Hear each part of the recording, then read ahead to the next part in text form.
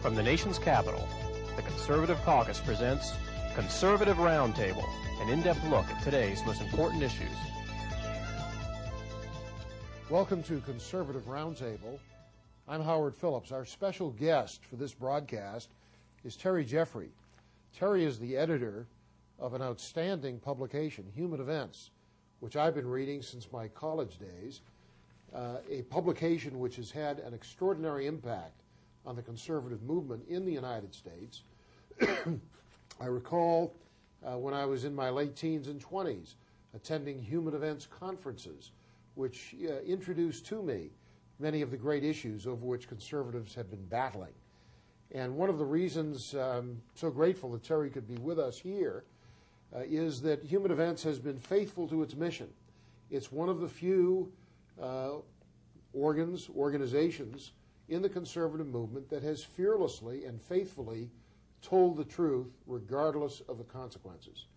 Terry, do you get much flack because of your straightforward analysis of issues? Yes, no question about it. I mean, there's people who'd prefer that you simply be a flack for the Republican Party and defend the Republican Party no matter what it does. Basically, they'd like to see conservative journalists be spin meisters for the GOP.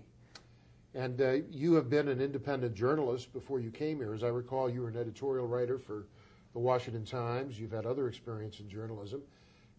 You were involved with our mutual friend Pat Buchanan in one of his presidential campaigns. I think you were his manager. Yes, I was in 1996. During the high water mark of his candidacy. And how did you wind up at Human Events? Well, as the 1996 presidential campaign was winding down and we were fighting very hard to make sure we kept a conservative Republican platform in San Diego, the people involved in the management of Human Events approached me and asked me if I was interested, and I was. And I was very thankful, actually, that they thought of me, because at that point I was thinking about going back into journalism. I'd originally been an editorial writer at the Washington Times before I went to work for Pat Buchanan. And it just seemed a perfect match. I mean, to tell you the truth, Howard, I think I was born to be the editor of Human Events. You know, I believe in the values that Human Events has historically represented. I always wanted to be a writer. I always wanted to be involved in politics. And I don't see any better way of doing it than being editor of Human Events. We're talking in the late spring of 2001. The Bush administration has been in office for a few months. How would you size up the Bush presidency so far? Too soon to tell. I think there have been a number of good things that President Bush has done. He's surprised conservatives in some way pleasantly with some of the things he's done, with some of the appointments he's made. There are a lot of open questions, and I think right at this moment, the open question is which way President Bush is going to go towards China. I don't believe we really have settled the question of just exactly how Bush is going to come down in China. He has decided to sell some modern weapons to Taiwan. He decided not to sell the Arleigh Burke-class destroyer, which has the Aegis radar system, which should help the Taiwanese develop a defense against all the missiles that the Chinese have put on the shores of Fujian just opposite Taiwan. We don't know where he's going to go with China trade. We don't know if he's going to control the flow of Western technology into China. And I think if what we see from the president in the next couple of months is a drawback from normal trade relations and a real effort to control dual-use technology, I think he's on the right track. If what we see is he supports permanent normal trade relations and doesn't put serious controls on the flow of Western technology, he's simply continuing the Clinton policy of appeasement. One of the things that concerned me about his handling of the crisis, where 24 of our military personnel were in communist Chinese custody, was that during the question period following his remarks to the American Society of Newspaper Editors, he gratuitously volunteered that he didn't want to do anything that would jeopardize the continuation of what he called permanent normal trade relations. It seems to me that that may have delayed the return of our personnel because, frankly, they're interested in two things. One, what are we going to sell Taiwan? And two, are they going to continue to get that $84 billion a year to prop up their military and other elements of their economy? And I think that was a bad signal that Bush gave on that occasion. Well, I agree. You know, I think the first rule of foreign policy has to be you deal with the world as it really is, not as you wish it would be. And whether we like it or not, we are faced with a communist China that has become an imperialist power. In the classical sense, an imperialist nation is one that wants to overturn the existing balance of power, which is exactly what the Chinese want to do in the Pacific in East Asia today. They're building a military to do it. And Howard, I mean, you have a wonderful map on the wall behind you here, and you see this arc of islands coming from the Aleutians down through Japan to Formosa.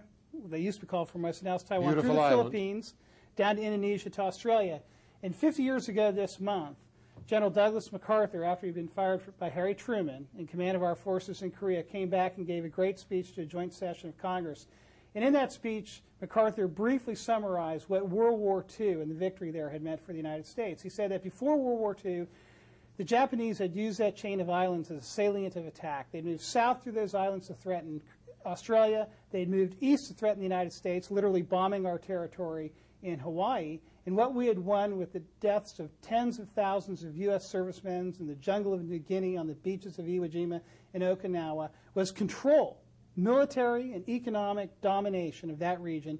MacArthur said as long as we and our free allies controlled that arc of islands and controlled the air and sea around them, no power could reach off the mainland of Asia and threaten our interests or threaten our territory in the Pacific. What the Chinese are trying to do now is reverse that victory of World War II. They want to pull the keystone out of MacArthur's arch, which is Taiwan. They are building a fleet not simply to envelop Taiwan, but to project power into the Pacific and challenge the United States there. That fleet includes Sovereignty-class Soviet destroyers armed with Sunburn missiles that were designed to sink our aircraft carriers and other major warships. And now, according to Jane's Defense Review, which is a source I respect, the Chinese have developed a shipyard in Shanghai capable of building 3 60,000-ton ships at a time, and they've started the process of building aircraft carriers. They're borrowing technology and know-how from the Soviets. They're bringing in cash from us via this trade surplus. There's only one reason that China would build aircraft carriers. It's not to conquer Taiwan. It's to challenge the United States in the balance of power in the Pacific.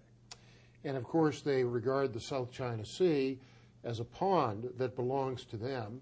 The Spratly Islands are at the core, and there is no other nation in the area which has the gumption or the ability to directly confront Red China on those claims. They bought off some American oil companies by giving them drilling rights in the South China Sea, and that has put pressure on our administration not to confront them about the Spratly Islands. MacArthur, whom you quoted, said, among other things, that Formosa is like a giant aircraft carrier floating in the Pacific. Communist China knows that if they are able to incorporate Taiwan, Formosa, into their system of control, Katie barred the door, then they will be able to project power not only throughout the region, but throughout the world. It will change the whole history of the 21st century. You know, if people should go back and look at how we won World War II in the Pacific, so much attention is paid to what happened in Europe, how the war developed in Europe, and how we won it. Too little attention is paid to what happened in the Pacific. But what we did was MacArthur leapfrogged over islands, picking islands where our Corps of Engineers could go in and build air bases. Once we had the air base in place, we'd get command of the air, then Admiral Halsey could pull in his Navy, we got control of the water. When we got control of the South China Sea, we choked off Japan economically, and the war was over.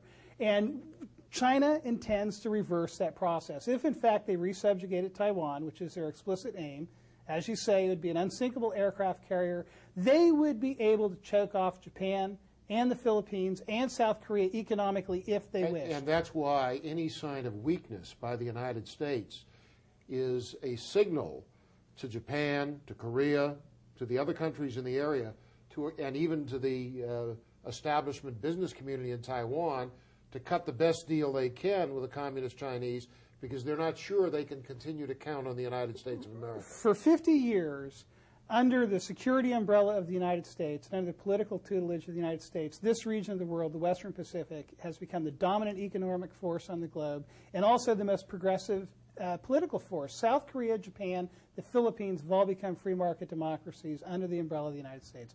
All of that will be reversed if we allow the Chinese to intimidate us out of defending our interests and our allies in the Pacific.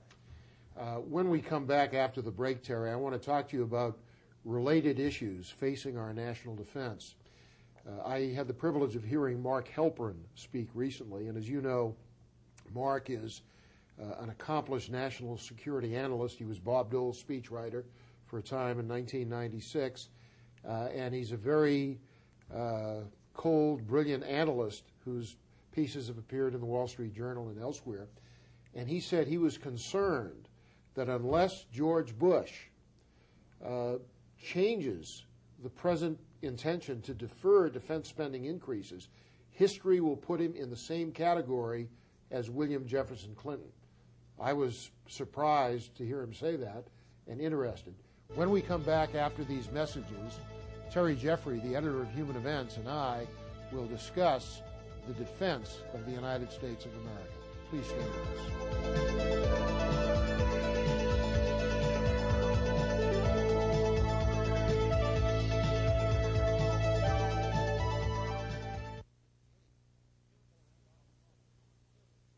Hello, I'm Howard Phillips. The Conservative Caucus has been actively fighting since 1974 for less expensive government and lower taxes imposed upon the American people by the federal government. If you want to become part of our effort to reduce the size and cost and regulatory burden of the federal government, I hope you will call the number shown on your screen. For more information about the Conservative Caucus, write us at 450 Maple Avenue East, Vienna, Virginia 22180, or call 703-938-9626.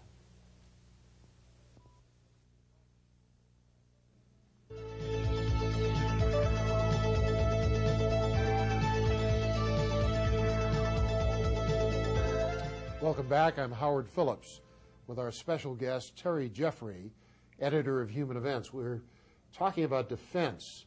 And Terry, I began to say that Mark Halperin had given a magnificent address to a gathering organized by Frank Gaffney at the Center for Security Policy. And Halperin said, among other things, you must spend more money. Reform is something to think about and to look at, but there are things that you know you need. You've got on which you must spend money now. Yes, you can make decisions about this weapon system or that, but less is never as good as more. The best way to prevent war, the best way to preserve the leadership of the United States of America is to spend now the money that's needed for our security. My personal view is that Bush made a huge mistake in concluding that in order to save his tax cut, in the context of a budget surplus, he would defer into the third budget cycle of his presidency significant defense expenditure increases.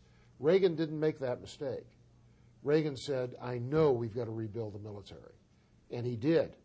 Now, what most people don't realize is that most of the spending increases under Reagan were in the non-defense area rather than the defense area. But that aside, what he did that was very good was, under Secretary Weinberger, increase our defense spending. And today, if we continue to let our military erode, it's weaker now by far than it was during the presidency of the first George Bush. It's going to become, in many ways, irretrievable. Yeah, well, I think this problem is compounded by the fact that we are using our military to deter threats that I don't even believe are real threats to the United States. So basically, we're squandering resources. I oppose the Kosovo War. Well, I thought it was a mistake. We become mercenaries for the New World Order. Right. Kosovo was NATO out of area in violation of the NATO Charter.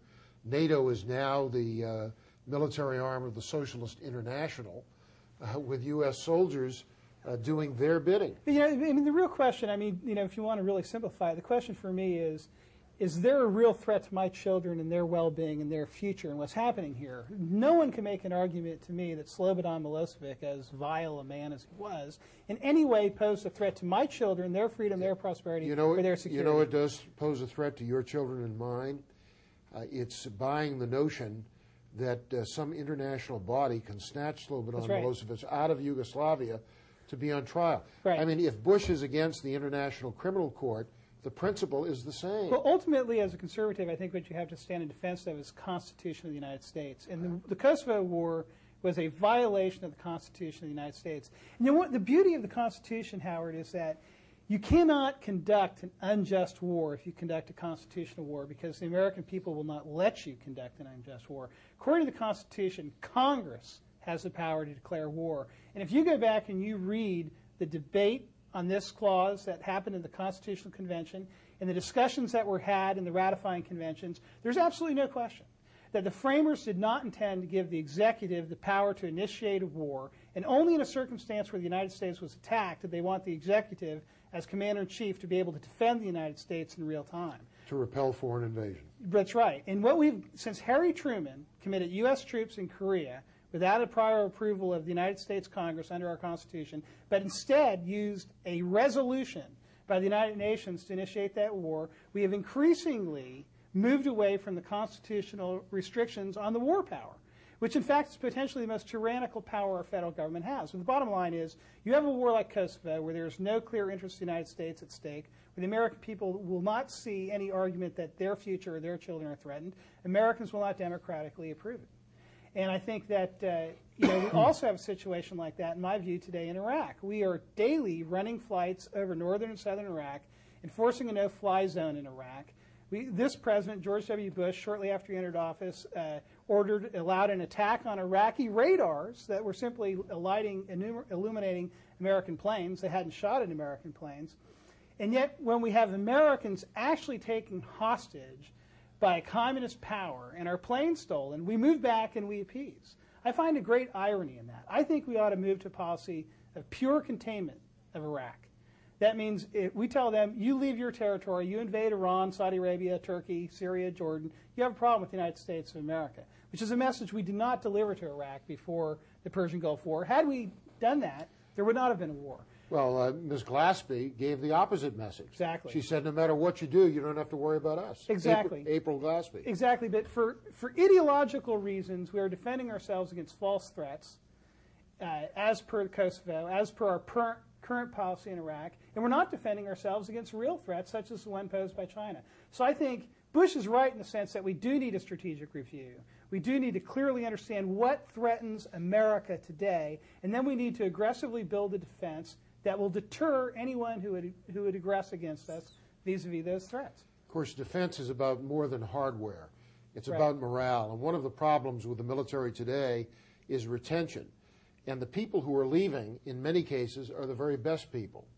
And one of the reasons has been the use of the military to advance perverse social policy objectives. Your publication provided a big scoop earlier this year when it disclosed that Don Rumsfeld had hired a homosexual activist to be in charge of personnel at the Defense Department. That's unbelievable. It is unbelievable. We were told, now first of all, that the Defense Department acknowledged that this man, Stephen Hurwitz, in fact, was working as a special consultant to Secretary Rumsfeld. A source in Rumsfeld's office told us that this person was, in fact, screening applications. Other sources told us that. I don't think there's any question that this person is screening applicants for political jobs in the Defense Department. And what's scandalous about it is that this person has been an aggressive, active advocate of open homosexuality in the armed forces. Now, is that the policy of the Bush administration or not? If it's not their policy, then they ought not to have someone whose agenda is to forward open homosexuality in the military screening their political appointees. If it is their agenda, then President Bush just ought to come out and say it, that he's in favor of allowing open homosexuals in the armed forces. But talk about a morale killer. You know, imagine these people who've dedicated their entire lives to the service of our country. They're willing to put their lives on the line in military conflict if necessary to defend us. And here we have a guy who wants to put open homosexuals in the ranks, screening out who's going to be in charge of a Republican Defense Department. How does this happen, Terry? I think that people are just, I think there's more fear of the homosexual rights movement in America today than in any other group. More and more you see Republicans simply unwilling to speak up for what's right in this regard because they see, what happens to people. Do they know what's right? I mean, it seems to me that President Bush and Vice President Cheney have accepted the theory of justice, the moral predicate posited by the homosexuals, that discrimination against persons who engage in perverse behavior Right. is worse than the behavior itself. Right. I was on the O'Reilly Factor on Fox News. Conservatives love Bill O'Reilly. I like his show. He's a nice guy. But we were talking about hate crimes legislation. And I was saying, look, one of the problems with hate crimes legislation is they're trying to criminalize a point of view that is actually rooted in the natural law. What they say is that the root of quote-unquote hate crimes is the feeling that, or the belief that homosexual acts are morally wrong. Well, in fact, that is a correct point of view. It's a point of view that's not only revealed in the Bible by God himself, but is also rooted in the natural law, and I think man can understand by pure reason. It's a principle that's been embraced by Western civilization for the entire duration of Western civilization. Yet Bill O'Reilly said, no, no, no, no. Some people believe that and other people don't. See, O'Reilly tries to put himself in the center so that he's perceived as fair, and he doesn't have a coherent worldview of the sort that you advance. And I asked him, well, Bill, do you say is murder right or is murder wrong? It can't be both at the same time. Well, they accept the principle that murder is wrong, but they don't want to accept that level of moral certainty on homosexuality any longer. And that is a sea change in our culture. If we accept the normalcy of homosexual behavior, I think we are basically eroding the moral foundation of Western civilization. And if you say that publicly, you'll be targeted by homosexual rights groups who recognize that truth as threatening them more than anything else. Because people know in their hearts, Howard, that that is true. We have about a minute before the break. As we're looking at the prospective nominees to the U.S. Supreme Court by the Bush administration, where do you think he will go on the question of abortion? Well, this I think is the make or break question for the Bush administration. There are a lot of rumors around town that Al Gonzalez, the White House counsel, is at the top of Bush's list. In my view, he's completely unacceptable because he signed off on 5 decisions last March in the Texas Supreme Court where young girls who were teenagers were allowed to have abortions without notifying their parents. He gutted the parental notification law that Bush himself Talk signed. about judicial activism. The legislature had been clear, and he superimposed his own views on a decision of the elected representatives of the state, and his views were pro-abortion. That's right. And effectively pro-abortion. I don't understand, Terry, why the so-called pro-life movement, much of it, why the conservative movement has not been more vocal in calling the president to account on these issues. Well, we have to be. I mean, I think what needs to happen is conservatives have to let George Bush know now, before he names Gonzalez, that Gonzalez is unacceptable. Just like conservatives let him know that Tom Ridge would not be acceptable as vice president, they have to let him know that Al Gonzalez and Human would be Events had a lot to do Court. with the fact that he was not on the ticket. We took a very clear position against Tom Ridge, and the Gonzalez thing is very troublesome, and I hope the people in the White House understand that pro-lifers cannot accept the idea of someone who has a bad record on abortion being nominated to the court. It'll be another David Souter. Stay with us. Terry Jeffrey will be back right after these messages.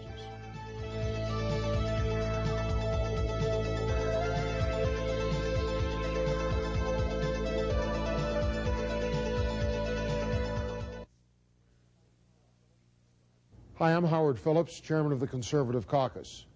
I'm inviting you to learn more about the Conservative Caucus, a grassroots public policy action organization that was founded in 1974.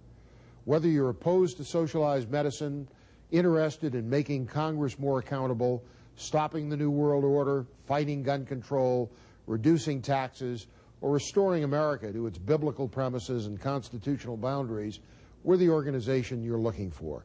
Please call the number on your screen to get more information about our work. For more information, write the Conservative Caucus, 450 Maple Avenue East, Vienna, Virginia, 22180, or call 703-938-9626.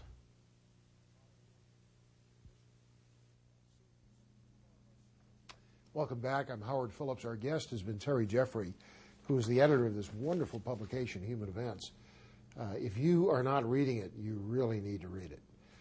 Terry, how can people learn more about Human Events? Well, they can call us toll-free at 1-888-GO-RIGHT, 888-GORIGHT, if they want to.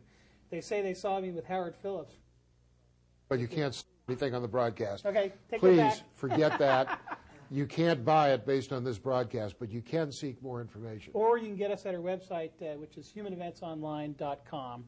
And there's lots of information there. By the way, if you want to learn more about issues that the Conservative Caucus is involved in, of the kind we discuss on this program, check out our website, which is www.conservativeusa.org. Now, Terry, one of the great things about Human Events is that over the years, your publication has produced a stable of conservative journalists. A number of young people have come and had the opportunity for internships, writing. At one point, I wrote a weekly column for Human Events. How can people be considered for work with Human Events? Well, there's two ways. One is a lot of our interns these days come out of Stan Evans' shop, the National Journalism Center. They'll come through there, be trained by Stan Evans, and come over and work at Human Events for a while. In fact, some of our permanent writers came out of Stan Evans' shop. But also, if you're interested in applying directly to Human Events, if you get on our website, you can email us, send us your resume, and we'll take a look at it. Very good. Terry, we do have a little bit of time, and one of the issues about which you and I both care deeply is the life issue, all dimensions of it. The fact that every child is created by God from the moment of conception and fertilization. And under the Constitution, we're told no person may be deprived of life without due process of law, and that includes those very little persons.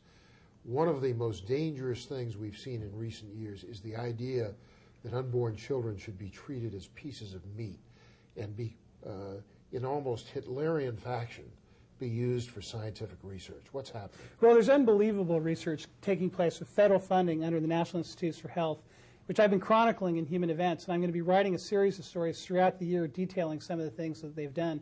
Just briefly, one of the reports I did about a month ago involved how they were taking liver and thymus from aborted babies and transplanting them into mice, infecting the mice with the AIDS virus to study AIDS therapies. And I'm going to be doing more of that because it involves late-term abortion. You're looking at the power of the homosexual movement. That's right, and a tremendous profit motive in these things. If you examine these things, as I am now in my reporting, at the end of this research is a giant pot of gold for some of the people involved in the research. So the investment money is coming from us, the taxpayers. They're chopping up babies into spare parts, putting them in a lot of cases into animals. At the end of the line, there's a contract with a pharmaceutical company. Bush says he's against this, Howard, and it's going to be appropriated or not appropriated this October. And if the Congress provides money for this, Bush needs to veto it. Terry, thanks for being with us. Thanks for joining us for another edition of Conservative Roundtable.